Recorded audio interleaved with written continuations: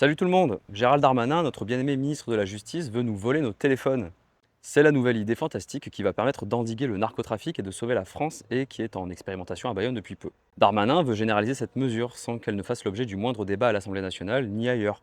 C'est une mesure autoritaire imposée sur la base d'un caprice réactionnaire d'un homme qui a passé son temps à faire des drogués et des migrants les responsables de tous les malheurs de notre pays. Alors que de nombreux autres sujets devraient être activement pris en main par la justice et bénéficier de financements suffisants pour assurer de meilleures conditions de vie à toutes et à tous, c'est encore une fois les consommateurs et consommatrices de drogue qui sont visés par des mesures liberticides et destructrices pour notre cohésion sociale. L'écologie, on s'en fout.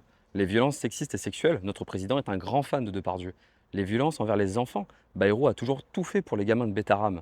L'éthique et la dignité dans la vie politique, qui n'a jamais troqué une place en HLM contre des faveurs sexuelles totalement consenties. Non, non, ce sont ces horribles fumeurs de shit et les toxicomanes au sens large qui détruisent la France et ses valeurs, alors il est bien normal de leur saisir leur téléphone, de leur mettre une amende et d'évidemment leur faire porter le chapeau dès que possible à la télé, à la radio et dans la presse. Bref, à force de prendre des tournants sécuritaires, ça devient juste une route enlacée dans les Alpes et on commence à avoir la gerbe.